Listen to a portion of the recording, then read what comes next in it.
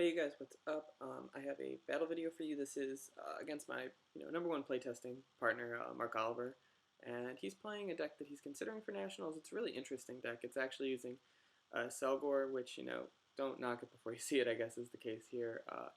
It's a really unique build. I know he wanted to make it work ever since he saw the card first, the scan come out on Poke Beach, and I gotta say he's done a really great job with it. I, on the other hand, am playing an old deck but classic. I'm playing Zeels.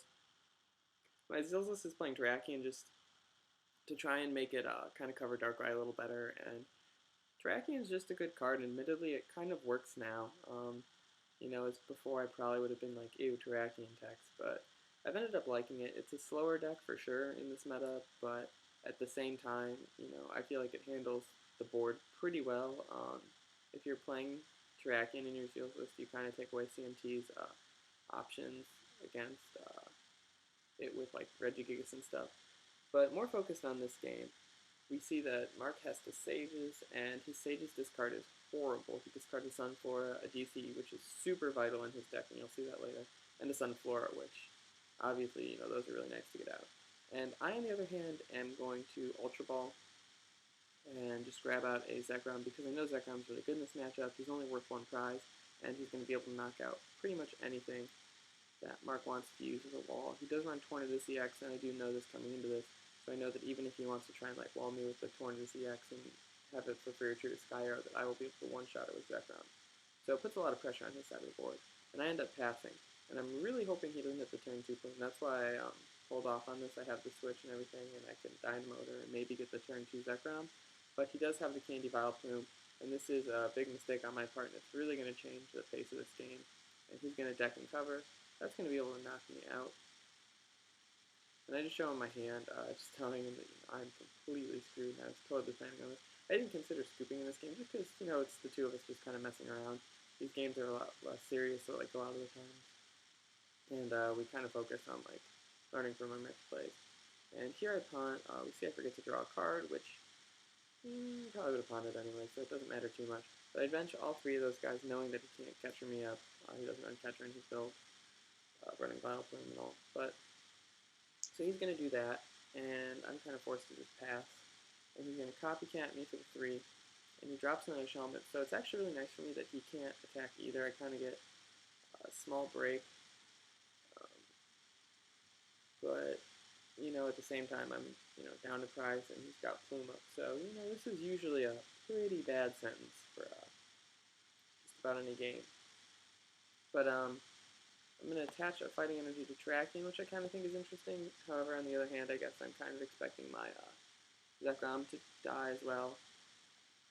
So I just bench another Dynamo and a Zekrom, and here's one of the big problems is that I'm not going to be able to use the Lava Balls to search out the Electric, so it's going to be really hard to hit those 3. I run a 4-3 line personally. I think it's pretty effective. And he's going to get out Sunflora, and this is where the nightmare really starts. If he starts Sunshine Bracing, it's difficult to say. But a lot of the cases, he does run a heavier line of it. I'm not exactly sure what it is. I think it's maybe 3-2 or something. But if you get out multiple Sunfloras, this deck becomes very nasty. We also see that he's able to use Celebi's Celebration Wind, or not Celebration Wind, that's a shame, and Forest Breath, that's what it is. And by doing that, he gets an extra attachment on the field. He abuses it just like CMT does, but with Vileplume, you don't have to worry about catchers, so he only runs 1. But this way, he doesn't rely on the DCE, and he's just going to be able to Sunshine Grace next turn. And then he'll be able to keep deck and covering, getting out those Accelgors as long as he has, the grass or whatever. He's going to be doing fantastic. So deck and cover is a really cool attack because it's 50 damage, paralysis, and poison, which is just kind of nasty. And I think it's auto-paralyzed, which is, incredibly rare. Usually those auto-paralyzed, as we see here, have like some kind of condition. Like Accelgor, you shuffle your Accelgor back into your deck. But it's definitely an effective card. And we're going to see Mark Sage again. And at this point, the low hand size is kind of telling us what's going on. He also has lost access to Twins. He's used to going behind. And it kind of serves to my advantage to be behind in some ways. Obviously there are huge drawbacks, and, we're seeing them. But in some ways it does kind of mess up his flow that I am the one behind on prizes. And we do see him drop another Sun Kern, and he's going to deck and cover, and that will KO me from the poison damage, I believe, which is really nasty because that prevents me from using my Terrakian's Retaliate. So I'm kind of forced to go for the Bianca, just hoping I can hit the eel, and then I could get the, oh gosh, what's it called? Oh, I wanted to be able to Bolt Strike is what I wanted to be able to do. But I passed with Tynam on the active just because I can't really retreat in a Terrakian because Terrakian will just be stuck up there. Additionally, Zekrom I need, and the Mewtwo's are worth 2 prizes, so Tynam was really the only thing I can leave active, you know, just hoping he won't be able to attack. He does get out a second Sunflora, and a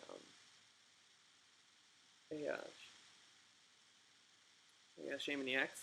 He gets energy on both the Shelmet and Shaman. But basically, I'm just going to attach, and I'm going to be able to Juniper away a really bad hand here we're going to see. You know, that's just terrible. What are you going to do with all those trainers? It's kind of nice to actually have the Juniper there. And hopefully I'll be hitting some eels here, but I don't. And I'm just going to Bolt Strike. It's also unfortunate I couldn't get the Eviolites down earlier. I do hit the eel off the prize, which is nice, but the Eviolites actually on Zekrom really help this matchup. And just Eviolites in general kind of slow down the deck and cover, you can mess up their math and stuff like that. Like, it's harder to plan around. The numbers seem to crunch less where, like, they'll get KO'd from poison more, or, like, they'll get KO'd coming into your turn, which actually, you know, serves pretty well.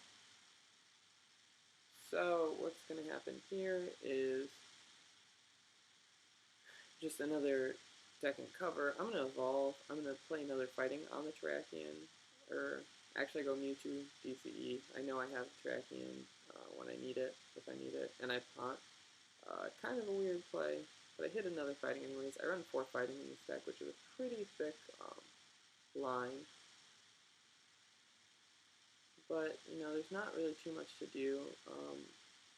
I Dynamo around a Terrakian now, knowing that I can retaliate and then land crush and all that jazz. Actually, and then I switch it to Mewtwo, just because I have energy in hand, and I don't think he actually plays N, because N actually can really hurt his deck. He plays Copycat over it, just because he kind of controls the board more, and he doesn't really need N, as kind of silly as that sounds. But I go up to 11 damage counters from Poison, and I'm pretty confident that he can just evolve, and he probably has the DCE as well. But he's just going to be able to Sunshine Grace twice, which this is where the deck gets really effective, is when he can double Sunshine Grace. It's kind of a nightmare. He grabs out an Oddish, which I assume is for deck thinning. And we'll see what the second card he grabs out. It should be, oh, it's another Sun Kern. So maybe he already has the Accelgor in hand, and he's just kind of trying to clear out his hand. I think he actually runs a 3-3 line of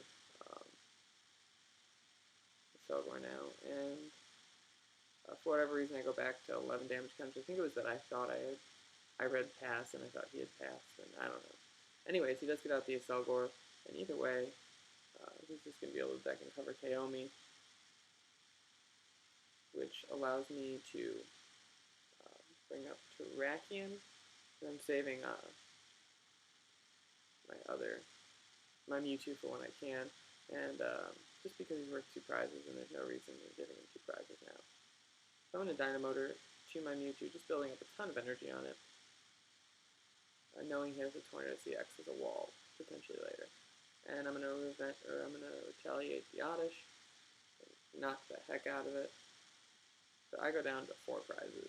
And he's going to promote his Shaman EX, which, you know, it's just his free retreater right now. It's his only basic on the field. I feel like his problem is he hasn't been hitting any collectors. Mark should run 4 collector, I believe, and there is one, so that's going to help out. But he's been wasting his Sunshine Graces, too.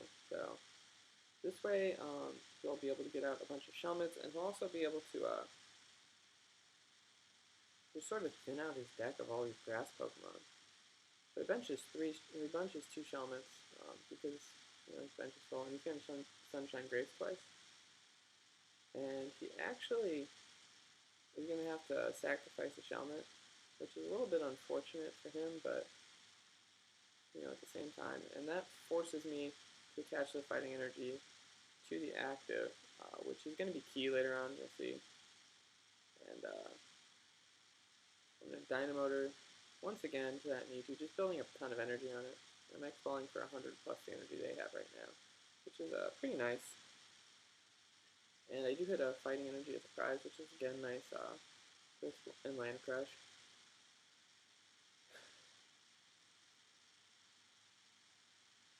So now he's just going to drop back down the other Shelmet. He's going to get out an Accelgor. And he's just getting out the Odysseys and things just to thin out his deck. He's actually going to Juniper it away. Juniper's away the Accelgor, which kind of surprises me, but I guess because of your cycles, and he doesn't really need that many. He's going to attach a DCE, which is definitely big. And because Terrakian's weak, I actually go up to 11 damage counters because of the poison.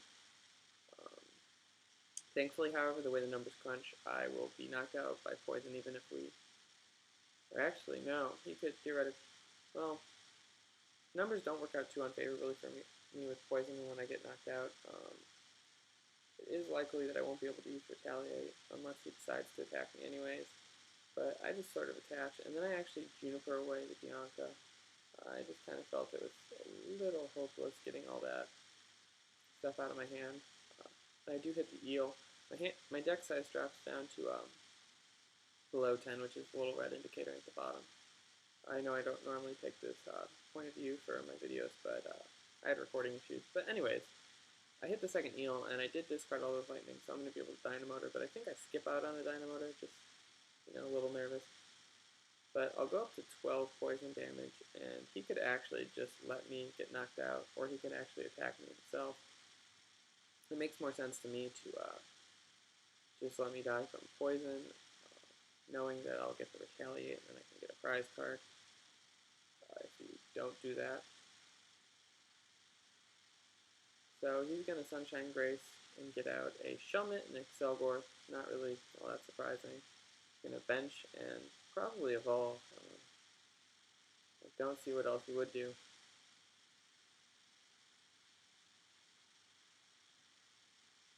So there are both of those.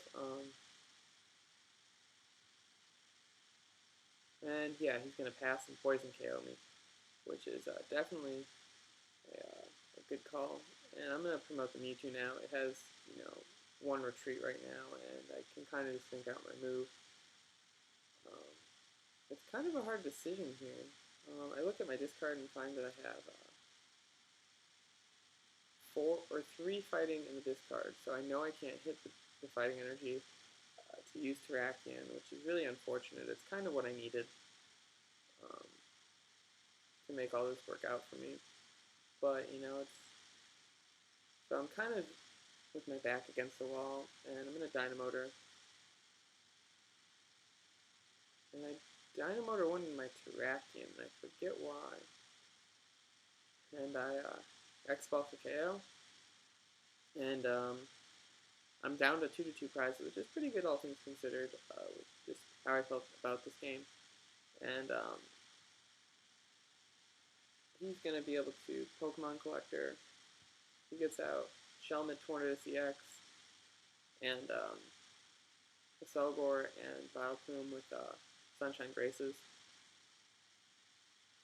And so he's got another DCE, which, totally freaks me out. However, the fact that he attaches the DCE to the Shelmet, my opinion, was sort of a misplay. What he could have done is just use the DCE to attach to his Shaymin X. That way, he would have had me paralyzed and poisoned this turn no matter what, and he could have Revenge Blasted. However, he's not going to do that, and so I pass, and he would have won this turn. Or I end, and then I pass.